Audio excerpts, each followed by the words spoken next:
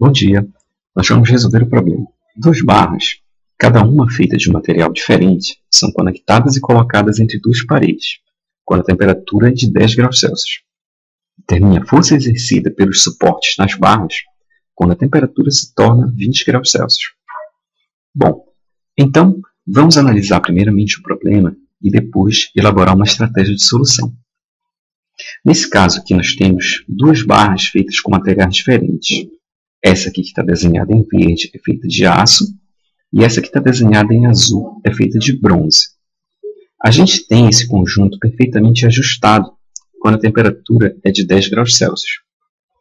Quando a temperatura sobe para 20 graus Celsius, como a gente tem um aumento de temperatura, esses materiais vão tender a se dilatar. Quando eles se dilatarem, eles vão fazer uma força nas paredes, porque eles vão tentar se dilatar e não vão conseguir. E a parede vai fazer uma força neles igual e de sentido contrário. É essa força que a gente tem que calcular. Bom, como estratégia de solução, a gente vai adotar o procedimento que a gente definiu para o caso de tratar deformações e tensões térmicas, que é, primeiramente, considerar, nesse caso aqui, uma estrutura que está confinada, a gente vai considerar, primeiramente, as variações de tamanho devidas à variação de temperatura, como se a estrutura não estivesse confinada. E depois, a gente vai calcular qual teria que ser a força para fazer com que a estrutura voltasse para as suas dimensões iniciais antes da variação de temperatura. Então, para entender direitinho essa estratégia, a gente vai precisar de dois desenhos auxiliares. Pronto, estão aqui então os dois desenhos auxiliares. Nós temos aqui nesse primeiro desenho a variação de comprimento da barra de aço e a variação de comprimento da barra de bronze devidas à variação de 10 graus Celsius de temperatura. Ora, como a estrutura está confinada, a gente sabe que essas deformações não vão ocorrer e que a própria parede vai fazer uma força nessas estruturas de tal maneira que elas fiquem com o seu comprimento original. Bom, então, nesse segundo desenho, a gente tem o deslocamento do aço e o deslocamento do bronze. E esse deslocamento ele ocorre no sentido contrário ao deslocamento devido à dilatação térmica. E esses deslocamentos eles são causados por uma força de reação que a parede faz nas barras, tanto do lado direito quanto do lado esquerdo. Essas duas forças, pela questão do equilíbrio da estrutura, a gente sabe que elas têm a mesma direção, o mesmo módulo, mas sentidos contrários, de tal maneira que globalmente a estrutura fica em equilíbrio. Então, de uma maneira geral, a gente vai ter estrutura que não vai variar de tamanho. E o que permite que a gente possa analisar isso daí do ponto de vista das equações de deformação térmica é o fato de que os deslocamentos devido à variação de temperatura vão ser exatamente iguais aos deslocamentos devidos à ação dessa força F na estrutura. Bom, agora que nós estabelecemos essa estratégia, a gente pode pensar nas equações que a gente pode aplicar nessa situação. Então, temos uma primeira equação, que é uma equação de base, que é o seguinte: o deslocamento devido à dilatação térmica do aço mais o deslocamento devido à dilatação térmica do bronze tem que ser igual ao deslocamento do aço devido à ação da força F mais o deslocamento do bronze devido à ação da força F também. Então a gente pode escrever essa equação aqui, ó. Deslocamento delta devido à ação da força F vai ser igual ao deslocamento devido à variação de temperatura. E o deslocamento devido à ação da força F vai ser exatamente o deslocamento do aço mais o deslocamento do bronze, e o deslocamento devido à variação de temperatura vai ser o deslocamento devido à variação de temperatura do aço mais o deslocamento devido à variação de temperatura do bronze. E essa equação, agora assim desenvolvida, ela permite que a gente escreva as equações a partir do que a gente já estudou com relação à carga axial e com relação a tensões térmicas. Então, primeiramente, o deslocamento do aço devido à força F, a gente pode escrever da seguinte maneira. Vamos colocar aqui embaixo. Força F vezes o comprimento da barra de aço dividido pela área da seção transversal da barra de aço e dividido pelo módulo de elasticidade do aço. Então, esse é o primeiro termo aqui, delta aço, mais a força F vezes o comprimento do bronze, dividido pela área da seção transversal do bronze, mais o módulo de elasticidade do bronze. Então, esse ΔDR tem que ser igual à variação do comprimento da barra de aço devido a essa mudança de temperatura, que a gente calcula da seguinte forma. Alfa do aço vezes o comprimento da barra de aço vezes a variação de temperatura mais a variação do comprimento da barra de bronze devido a essa variação de temperatura. Então, alfa do bronze vezes o comprimento do bronze vezes a variação de temperatura. Então, nós temos essa equação. Bom, existe uma simplificação que a gente pode fazer nessa equação, que é uma simplificação específica para esse caso, porque a gente tem o comprimento tanto da barra de aço quanto da barra de bronze igual a 300 milímetros. Então, nesse caso, a gente pode escrever o seguinte, que o comprimento da barra de aço é igual ao comprimento da barra de bronze, que vai ser um comprimento que a gente vai chamar de L, para que a gente possa fazer essa simplificação. Então, olha só o que a gente pode fazer.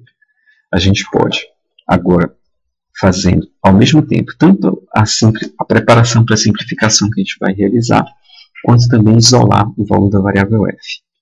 Então, que é o que a gente tem que calcular.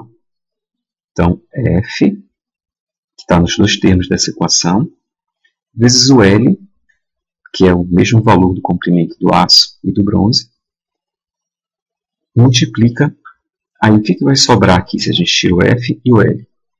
1 sobre a área da seção transversal da barra de aço, dividido pelo módulo de elasticidade do aço, mais 1 sobre a área da seção transversal da barra de bronze, vezes o módulo de elasticidade do bronze.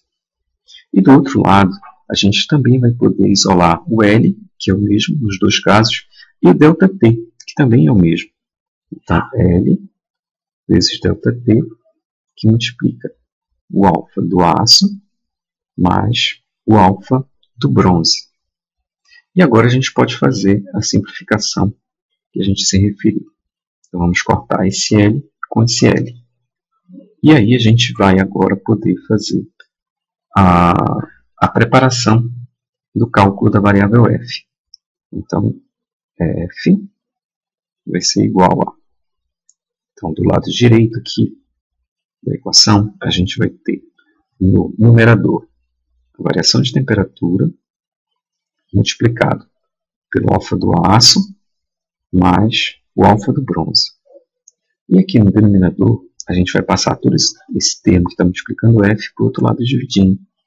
Então, a gente vai ficar com 1 sobre a área da barra de aço vezes o E do aço mais 1 sobre a área do bronze vezes o E do bronze.